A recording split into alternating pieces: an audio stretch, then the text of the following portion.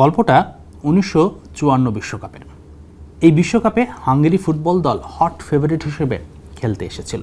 ফেরেন্স পুসকাসের নেতৃত্বে সেই দলটি এতটাই ভালো ছন্দে ছিল যে তাদের ডাকা হতো ম্যাজিক্যাল ম্যাগিয়ার্স নামে, যার বাংলা অর্থ দাঁড়ায় জাদুকরী হাঙ্গেরি। কেন বলা হতো ম্যাজিক্যাল ম্যাগিয়ার্স তার মানেটা বুঝতে পারবেন এই পরিসংখ্যানটা শুনলেন। বিশ্বকাপ শুরুর আগের 4 বছরে কোনো ম্যাচ হারেনি হাঙ্গেরি। সে সময় ইংল্যান্ডকে ধরা হতো বিশ্ব সেরা দল, কিন্তু 1953 সালে সেই ইংল্যান্ডে গিয়ে ইংলিশদের 6-3 গোলে বিধ্বস্ত করে তাদের দর্প চূর্ণ করেছিল হাঙ্গেরি। সেই হাঙ্গেরিকে তো হট ফেভারিট ধরারই কথা। বিশ্বকাপের প্রতিটি ম্যাচে দাপট দেখিয়ে জয় পেয়েছে হাঙ্গেরি। একটা পয়েন্ট মাথায় রাখবেন, গ্রুপ পর্বের ম্যাচে এই হাঙ্গেরি 8-3 গোলে বিধ্বস্ত করেছিল পশ্চিম জার্মানিকে। কেন পয়েন্টটি মাথায় রাখার কথা বললাম সেটি এবার খোলাসা করি। কেননা ফাইনালে পৌঁছে যায় হাঙ্গেরি আর পশ্চিম জার্মানি। যুদ্ধবিধ্বস্ত পশ্চিম জার্মানির জন্য এই ফাইনালটি তখন ছিল বিশেষ কিছু। একটি শিরোপা জিততে পারলে যুদ্ধের ব্যথা ক্ষত অনেকটাই ভুলে আবার নতুন করে ঘুরে দাঁড়ানোর সুযোগ পাবে জার্মানরা। এমন পরিস্থিতিতে হাঙ্গেরি তো হট ফেভারিট, কীভাবে জিতবে জার্মানি প্রশ্নটা কিন্তু ছিলই।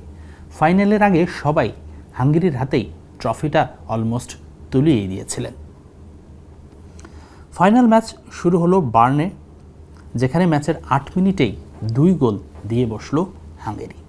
এমন দাপুটে পারফরমেন্সেই তো পুসকাসের দলের কাছ থেকে আশা করছিল সংশ্লিষ্ট সবাই। কিন্তু দ্বিতীয়ার্ধের পর থেকে যেন কোনো এক জাদু মন্ত্রের ছোঁয়ায় পাল্টে গেল পশ্চিম জার্মানির পারফরমেন্স। তারা গতিতে, স্পিডে সব কিছুতেই পরাস্ত করতে থাকলো হাঙ্গেরির ফুটবলারদের। দ্বিতীয়ার্ধে প্রথমে একটি, এরপরে 2টি, এরপর শেষ মুহূর্তে আরও 1 গোল দিয়ে 3-2 গোলে ম্যাচ জেতার পাশাপাশি ট্রফিটাও জিতে নেয় জার্মানি।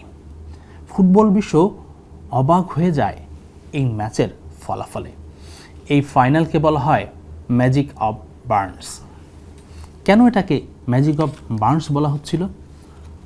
কারণ পশ্চিম জার্মানির পারফরমেন্স হাঙ্গেরির বিপক্ষে দ্বিতীয়ার্ধে এতটাই ভালো ছিল যে এটা নিয়ে প্রশ্ন তৈরি হয়, সংশয় জাগে, সন্দেহ জাগে, কিভাবে এমনটা করলো পশ্চিম জার্মানি। এই ম্যাচের পর দেখা যায় জার্মান ফুটবলাররা অসুস্থ হতে থাকেন। ফেরেন্স পুসকাস হাঙ্গেরির যে অধিনায়ক ছিলেন, সেই সময়ের সবচেয়ে বড় তারকা, তিনি বলেছিলেন ম্যাচের পর ড্রেসিং রুমে তিনি জার্মান ফুটবলারদের বমি করতে দেখেছেন। এরপর 6 থেকে 7 জন ফুটবলারের জন্ডিস হয়, কারো হেপাটাইটিস বি হয়, কেউ আবার লিভারের রোগে আক্রান্ত হয়। লিভার সিরোসিসে 2-1 জন জার্মান ফুটবলার পরবর্তীতে মারাও যান, এমন সংবাদও এসেছিল। শুধু তাই নয়, সেই সময় স্টেডিয়ামে কর্মরত এক মাঠকর্মী বলেছিলেন তিনি ম্যাচ শেষে ড্রেসিং রুম পরিষ্কার করতে গিয়ে সোয়ারেস লাইনে কিছু ইঞ্জেকশন আর সিরিঞ্জও পেয়েছিলেন। এরপর থেকেই শুরু হয় সংশয়, সন্দেহ দানা বাঁধতে শুরু করতে থাকে সবার মনে।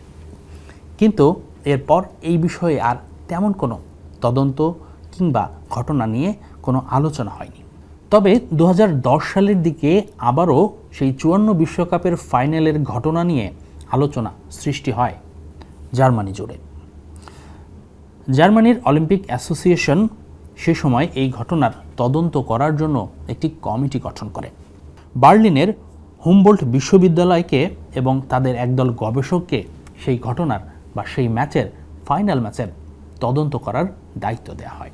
এত লম্বা সময় পর নিশ্চিতভাবেই তদন্ত করাটা ছিল অনেক চ্যালেঞ্জিং, অনেক কঠিন। কিন্তু তারপরও ওই সময় গবেষকরা বিশ্বকাপ খেলা একাধিক খেলোয়াড় এবং কোচিং স্টাফদের সাথে কথা বলেন, তাদের শরীর থেকে নমুনা সংগ্রহ করেন এবং সেই সময়ে তারা যেই ধরনের রোগে আক্রান্ত হয়েছিল সেই বিষয়গুলো নিয়ে গবেষণা করা শুরু করতে থাকেন।